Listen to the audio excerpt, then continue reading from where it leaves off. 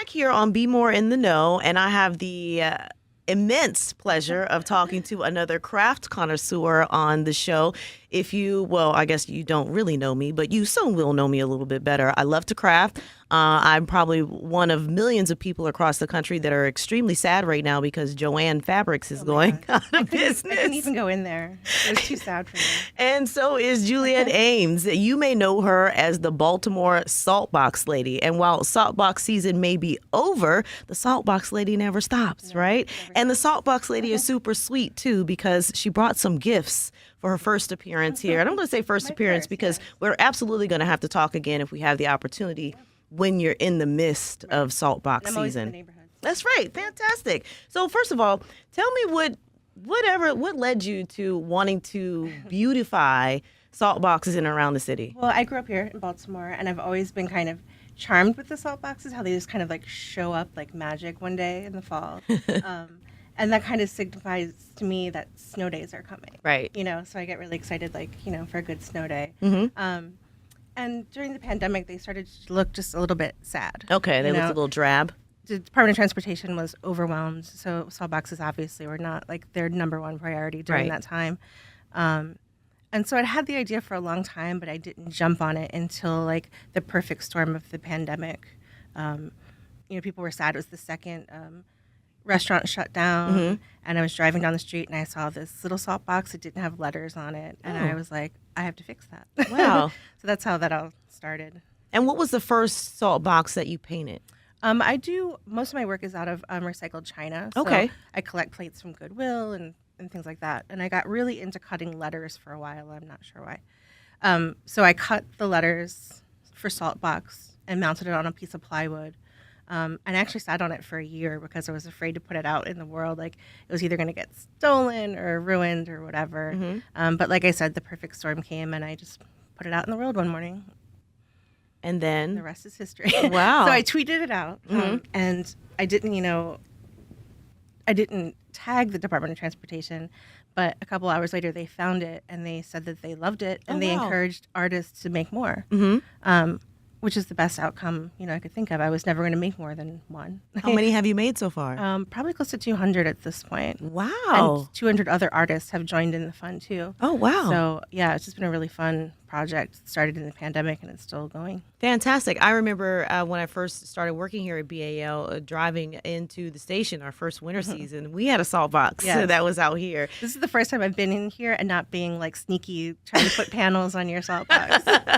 Well, I was afraid I was on a blacklist. Well, now you have a friend behind the gate. Right. Just give me a call. I'm sure I can talk to Dan. The sneaking is part of the fun, to be honest. Well, I'm sure we can still talk to Dan to figure out how we can get you behind the gate when you need to do your thing. All right. So are there any more in the works? Like, what does the Salt Box Lady do during the summer? Well, I have to focus on making money projects now because the Salt Box, the Salt Box doesn't, pay anything. It's mostly just for fun. So I need to be able to pay my bills first before I can gallivant in the snow and put out art.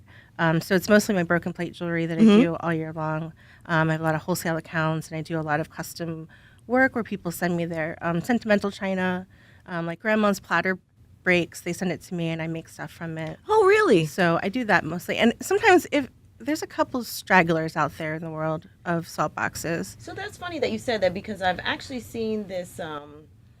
I've seen this concept where it's a Japanese, and I know I'm going to say it incorrectly. Kintsugi? Yes, kintsugi, where it's called golden repair, right? Where essentially they take broken things and then kind of mend it back together. Right. And then in the places where it's been cracked or broken, they replace it with gold paint.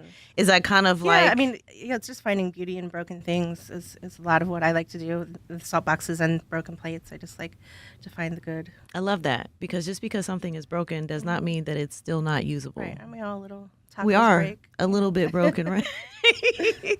So tell me what kind of what other projects do you have looking forward to next salt box season? I've got a couple ideas. I keep a notepad in my phone of just a bunch of ideas for next year, and then when the spirit strikes, I'll make them happen. There's one I've always wanted to do because I did a whole series of art tools that I used as a child. Like I made a Lego box. Okay. I made an Etch-a-Sketch box. And there's one that I still need to figure out the logistics to make. I want to make a giant light bright. Oh, wow. So that it's like backlit, but it remember says those. Salt Box in the front. I think I just told him myself. Yeah. So I mean, I'm an artist, but I'm not a painter or a drawer. So I just find creativity in things like that. That's you know what I mean? fantastic. I wouldn't consider myself to be a painter either, but I do paint things. Right. So you're a painter. That's what I'm trying to figure out here. I painted one salt box. I did a screen painting. And it's very amateurish, but it sure was fun to make. Absolutely. You know? But I feel like sometimes that's the point of the project, right? Sometimes it is an amateurish effort, but it's you getting started. Yeah. That will take you to another level in the What's artistry. What's cool about the salt box thing is people who aren't artists are jumping in the game and decorating their salt box. And it's just so much fun to watch. Like even kids are making it. And these are like core memories of making a Minecraft box, you know, that they'll remember that forever. Absolutely. Now, I heard that you had some plans in the works to honor a longtime colleague of a lot of people here in the building, Dr. Tim Tooten, who is forever loved here in Baltimore City and absolutely here in the building. Yeah. Do you have any plans for a Tim did Tooten it box? last year. Well, yeah, and he saw it, and I was tickled because he emailed me and said thank you. You know how I used to put on different hats for the snow days? Yes. So I made a Tooten University hat and put it on top of a salt box. So it was like a little Tim Tooten hat box.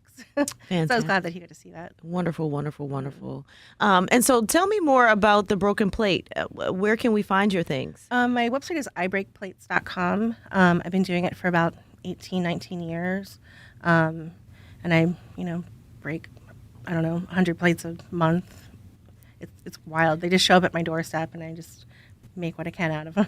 I've seen some of your products and I think they're fantastic. Now, what are we going to do since Joann's is closed? Where are we shopping now for products in the area? And this is a good chance for other crafters or artists in the area to kind of figure out what are we going to do now? Where are we going to shop now? There's a new place in the Mill. I have to double check the names, like Handcraft Happy Hour. I think. So she has like workshops and teaches stuff. There's Lovely Yarns on the Avenue. She sells yarn and all that good stuff. So I think we just need to focus on finding small mom and pop places and say goodbye to Joann.